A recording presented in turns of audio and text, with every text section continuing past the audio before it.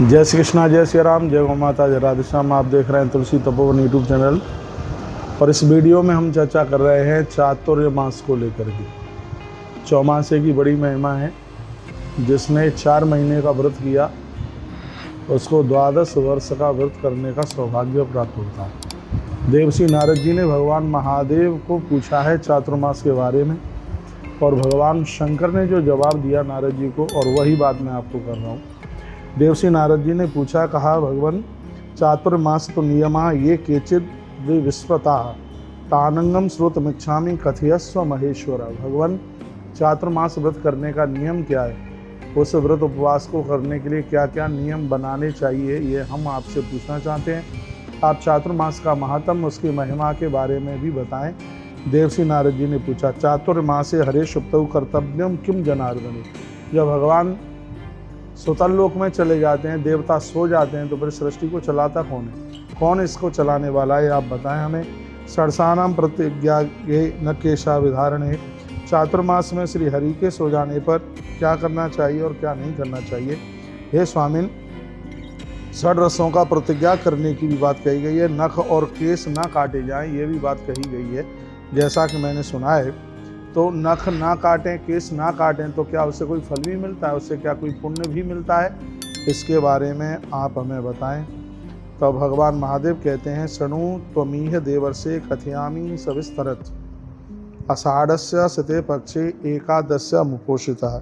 भगवान महादेव ने कहा कि हे नारद, आप सुने, इसे मैं विस्तार पूर्वक कहता हूँ। आषाढ़ मास के शुक्ल पक्ष की एकादशी, जिसको हरि देवशयनी एकादशी के नाम से जाना जाता है, इस दिन उपवास करते हुए साधक को रात्रि को जमीन में, धरती पर सोना चाहिए। श्री भगवान के योग निद्रा में चले जाने पर साधक है वो भूमि पर शयन करे। बड़ा अच्छा श्लोक लिखा है, शृणु त्वमीय देवर्षे कथयामि सविस्तरत् आषाढ़स्य शते पक्षे एकादश्याम उपोषितः। फिर कहा गया कि भूमि शयाम समारूढ़ो योग निद्राम गते हरौ। भगवान के सो जाने पर साधक जमीन पर सोए।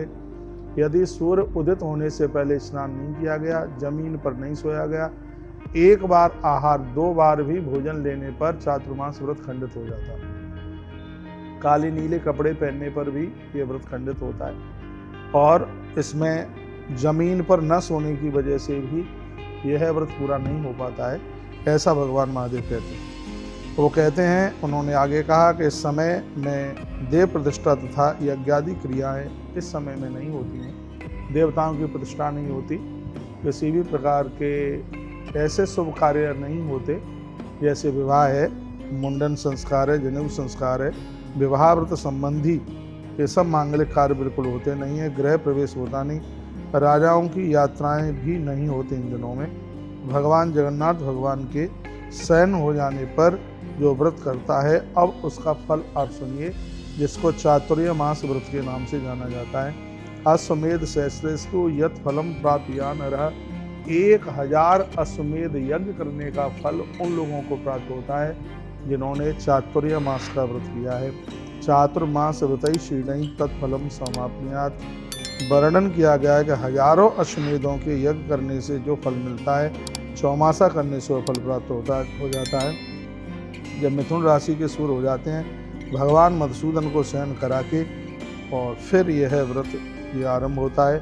शंख चक्र गदा और पद्म भगवान हाथ में लिए हैं। ऐसे भगवान के ऊपर पूरा 4 महीना तुलसी चढ़ाई जाती है। खान पान का विशेष ध्यान रखा जाता है। चातुर्मास में पीले वस्त्र, लाल वस्त्र और श्वेत वस्त्र इसमें पहने जाते हैं। भगवान को पीताम्बर हर रोज पहनाया जाता है, ऐसा वर्णन किया गया है। और कहा गया कि भगवान को भोग लगाने में भी सात्विक चीज़ें ही होती हैं। इतिहास पुराण अथवा विष्णु भक्त को चाहिए कि वह मूर्ति को दधी, दूध, शहद, इस पंचामृत में पूरा 4 महीना भगवान को स्नान कराया जाता है, ऐसा वर्णन किया गया। स्नाप यत्पा दधी क्षीर मधु लाज घृतस्तथा। ये पंचामृत से भगवान को प्रत्येक दिन स्नान कराया जाता है। और कहा गया है कि हे भगवान जगन्नाथ को स्तोत्रों के द्वारा उन्हें प्रसन्न किया जाता है। और उसके तत्पश्चात, हे नारद, मैंने कुछ बातें तुम्हें बताई हैं, और भी कुछ बातें वो सुन ली। एवं ता पृथ्व्या विष्णु स्थापित पात नारद तस्यैवाग्रे स्वयं वाचा गृह्या नियमम तथा। उस प्रतिमा को स्थापित करके, यानी जो आपके घर में जो प्रतिमाएं भगवान हैं उनके सामने 1 आध घंटा गुरु मंत्र का जप कीजिए। भगवत भक्त चाहे स्त्री हो या पुरुष, धर्म एवं अधर्म का नियम तो सबके लिए ही लागू होता है। वर्णन किया गया है दांतों ग्रह्या नियमा देतान दंत धावन पूर्वकम उपवासम तथा कृत्वा प्रभाते विमले सती। संस्कृत का बड़ा अद्भुत श्लोक है। कहा गया व्रत करते हैं, यदि आपने दांत नहीं मांजे तो भी आपका व्रत खंडित हो जाता है। नहाने से पहले आप मल विसर्जन के लिए नहीं गए तो भी आपका व्रत खंडित हो जाता है। रात्रि को पहने हुए कपड़े ही पहन करके और आप पूजा में बैठे हैं तो भी आपका व्रत खंडित हो जाता है। स्नान के तत्पश्चात कहीं आप बाहर घूम के आए हैं तो आपको पाम धो करके ही अंदर पूजा गृह में प्रवेश करना होगा। इस नियम का वर्णन किया गया। जितेंद्रिय होकर जमीन पर सो करके एक बार भोजन लेकर के और फिर इस व्रत को किया जावे। इस व्रत के द्वारा संतान की वृद्धि होती है, संतान की बच्चों की तरक्की होती है, उनको तरक्की मिलती है, ऐसा वर्णन किया गया है। तेल का इसमें तेल भी छोड़ा जाता है इसमें, और इसमें वर्णन किया गया है इसमें बैगन छोड़ा जाता है, जमीन में उगी हुई काफ़ी चीज़ों को छोड़ा जाता है। तीता, खट्टा, मीठा, नमकीन, तीक्ष्ण तथा कसाय, ये षड्रस कहलाए जाते हैं। तो इनमें 6 रसों को जीता जाता है, इसमें त्याजित किया जाता है।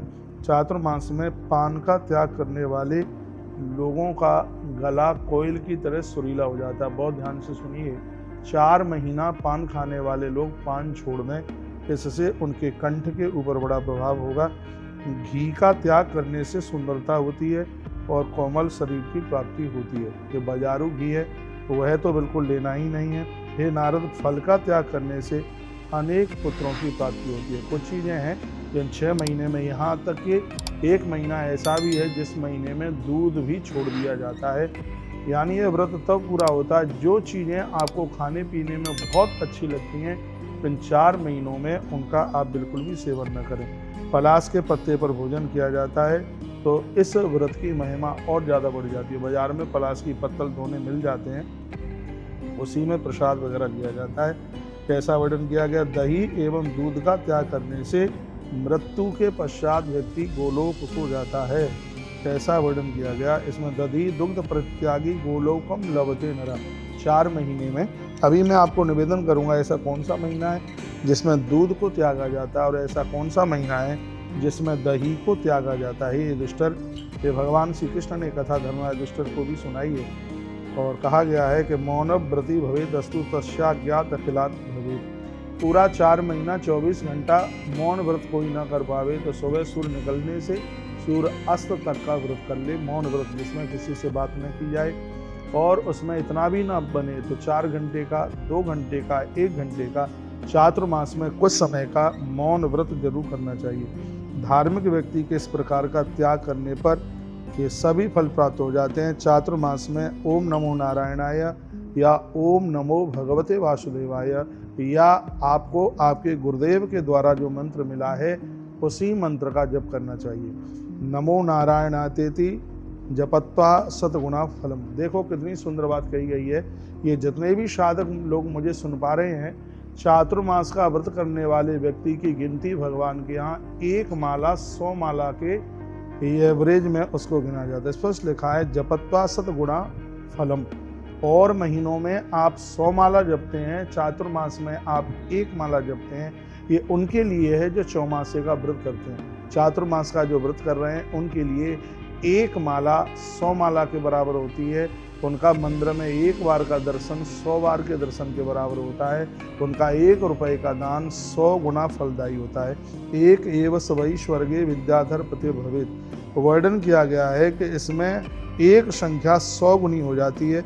पुष्कर में स्नान करने मात्र से गंगा स्नान का फल प्राप्त होता है। एक बार सभी लोग सुन लें, वर्णन किया गया कि पुष्कर में स्नान करने से गंगा स्नान का फल प्राप्त होता है। जो मनुष्य सदैव पृथ्वी पर बैठकर भोजन करता है वह पृथ्वी का संपूर्ण धरती का दान करने का फल प्राप्त कर लेता है। चातुर्मास की इस महिमा में कहा गया है, जो लोग कुर्सी पर बैठ करके, ऊंचे आसन पर बैठ करके न भोजन करते हुए उन्हें जो धरती पर भोजन करते हैं बैठ के, उनको संपूर्ण धरती का दान करने का फल प्राप्त हो जाता है, ऐसा वर्णन किया गया है। और अब यहाँ वर्णन किया है, जो चातुर्मास में जप करते हैं, ये उपवास करते हैं, 7 जन्म तक कोई धरती का दान करे, उसे जितना फल प्राप्त होता है, एक चातुर्मास का व्रत करने से उतने फल की प्राप्ति हो जाती है। प्रदक्षिणम च यह कुर्यात् अष्टोत्तरम नरा हंस युक्त विमानेन दिव्येन सह गच्छति। उस व्यक्ति के पास में स्वयं विधाता ब्रह्मा हंस पर बैठकर किसी न किसी रूप में चल करके आते हैं। जो चातुर्मास का व्रत करता है, भगवान महादेव कहते हैं नारद, उस व्यक्ति को धरती की 108 परिक्रमा करने का फल प्राप्त होता है, ऐसा वर्णन। प्रदक्षिणम च यह कुर्यात् अष्टमष्टोत्तरम नरः, तो 7 अष्टोत्तर कहते हैं, 108 को संस्कृत का शब्द है, तो उन्हें 108 बार धरती की परिक्रमा लगाने का फल प्राप्त होता है। जो माता पिता व्रत करते हैं चातुर्मास का, इससे उनके बच्चों की तरक्की होती है। जो मनुष्य भगवान की 108 परिक्रमा प्रत्येक दिन करता है, उसको जितना फल प्राप्त होता है, चातुर्मास का व्रत करने वाला व्यक्ति एक भगवान की माला जप ले, उसे उतने फल की प्राप्ति तत्काल हो जाती है। इतनी बड़ी महिमा है। भगवान विष्णु के मंत्र में गीत गाने वाला और वाद्य बजाने वाला जिस पुण्य को प्राप्त होता है, वही पुण्य चातुर्मास व्रत करने वाले व्यक्ति को सहज में प्राप्त हो जाता है। पंचगव्य का पान करने वाले लोग, विद्वान जो लोग चांद्रायण का जो व्रत करते हैं, सबसे कठिन व्रत है। अभी तक जितने व्रत बताए गए हैं, सबसे कठिन चांद्रायण व्रत है, लेकिन जो चातुर्मास का व्रत करता है, उसको कई बार चांद्रायण व्रत करने का पुण्य तत्काल प्राप्त हो जाता है। भगवान की तुलसी दल से पूजा करने पर विष्णु लोक की प्राप्ति होती है। जिंदगी भर आप भगवान को तुलसी चढ़ाने से जितना पुण्य प्राप्त करते हैं, चातुर्मास का व्रत करने से उतने ही पुण्य की प्राप्ति हो जाती है, ऐसा वर्णन किया गया है। कहा गया, घर में ठंडे पानी से स्नान करने वाला निर्मल शरीर को प्राप्त होता है। मैंने बहुत बार बोला है कि पीने में गर्म पानी और स्नान करने में ठंडा पानी यानी बहुत ज़्यादा फायदा करता है। उष्णोदकम प्रत्यज्य स्नानम वही पुष्करम लवेत। इतनी बढ़िया बात कही गई है। जो लोग ताजी पानी से नहाते हैं, गर्म पानी से नहीं नहाते, ऐसे लोगों को प्रत्येक दिन पुष्कर में स्नान करने का फल प्राप्त होता है। इसलिए हमारी बातें सुन लो। ये बातें तुम्हें कोई भी बताने वाला नहीं है, चाहे जितना जोर लगा लेना, कोई नहीं बताएगा। तो देखो कितनी सुंदर बात कही गई है, कितना अच्छा कहा गया है कि जो शीत जल से नहाते हैं उनको पुष्कर में स्नान करने का फल प्राप्त होता है। चातुर्मास पर गर्म पानी से स्नान नहीं करना चाहिए। एकादशी के दिन, श्राद्धों में, नवरात्रा के समय में, मकर संक्रांति के समय पर, अमावस्या के समय पर, पर्व की तिथियों में कभी भी व्यक्ति को, स्त्री पुरुष को गर्म पानी से स्नान नहीं करना चाहिए। इससे उसके पुण्य क्षीण हो जाते हैं। कितनी सुंदर बात कही गई है। जो ताजी जल से स्नान करते हैं, उन्हें पुष्कर में स्नान करने का फल प्राप्त होता है। उष्णोदकम परित्यज्य स्नानम वै पुष्करम लभेत। उन्हें पुष्कर में स्नान करने का यानी उन्हें कार्तिक स्नान करने का फल प्राप्त होता है। फिर कहा गया, पत्तों से भोजन करने वाला व्यक्ति जो इस चातुर्य मास में पलाश के पत्तों पर भोजन करता है, थाली गिलास इन सब का सेवन नहीं करता, ऐसे व्यक्ति को ग्रहण के समय पर कुरुक्षेत्र में स्नान करने से जितने फल की प्राप्ति होती है, उन्हें वही फल प्राप्त हो जाता है। पत्रेश यो नरी भुक्ते कुरुक्षेत्र फलम लभेत, संस्कृत में लिखा हुआ है। उन्हें कुरुक्षेत्र में स्नान और वास करने का फल प्राप्त होता है। फिर वर्णन किया गया, 3 दिन तक जल नहीं पीने वाला व्यक्ति बहुत बड़े पुण्य को प्राप्त कर लेता है, लेकिन ऐसा मत कीजिए, तो पानी के बिना काम चलेगा नहीं। तांबे के पात्र में भोजन करने वाला व्यक्ति नैमिषारण्य क्षेत्र में स्नान करने का फल प्राप्त होता है। जो ज़्यादा कांच में प्रयोग करते हैं ना, ज़्यादा स्टील प्रयोग करते हैं, मैं उन्हें कहूँगा ताम्र पात्रों में भोजन करने वाला व्यक्ति नैमिषारण्य तीर्थ यात्रा करने का फल प्राप्त करता है। चातुर्मास में कांसे के पात्र को त्याग कर सभी पात्रों का उपयोग करना चाहिए। बहुत ध्यान से सुनिएगा, चातुर्मास में कांसे के बर्तनों का प्रयोग नहीं किया जाता। कांस्य पात्रम परित्यज्य शेष पात्रम उपाचरेत। और पात्रों का प्रयोग कर सकते हैं, लेकिन कांसे का पात्र बिल्कुल प्रयोग मत कीजिए। आप मुझे पूछना चाहें तो जो चातुर्मास का व्रत करने के लिए जा रहे हैं उन्हें पलाश के पत्तों का ही सेवन करना चाहिए। मैं भी कल एकादशी से चातुर्मास करने के लिए जा रहा हूं और इन सभी नियमों का मैं हर वर्ष इसका पालन करता हूं। आप कर सकें तो आप भी कीजिए। सभी पात्रों के नहीं मिलने पर मिट्टी का पात्र बहुत उत्तम माना गया है। मिट्टी के बर्तनों को प्रयोग में ले लीजिए।